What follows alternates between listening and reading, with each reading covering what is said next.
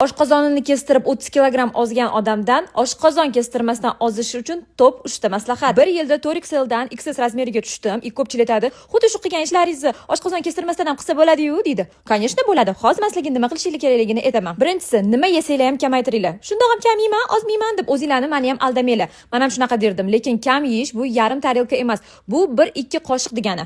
Hamma narsadan bitta ikkita qoshiqdan yeb ko'rish kerak degani emas bu. O'pshi hamma yeganinglar shu 1-2 qoshiqdan ortmasin. Bu maksimum yarim piyola degani, kosa emas, yarim piyola. Ikkinchi maslahat, vaqtida uxlaylar va uyquning qanchalik ta'sir kattaligini bilsanglar.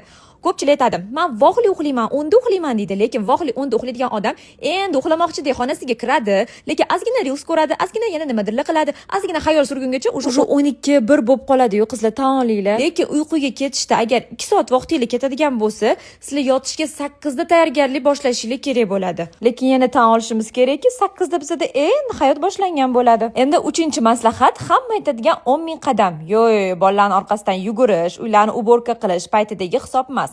Uzluksiz bitta balandroq tezlikda yurish kerak. Ko'chada bo'lmasa uyda Homix uzdan ham sifatli, ham yengil, ham arzon begovoy doroshka olasizlar-da.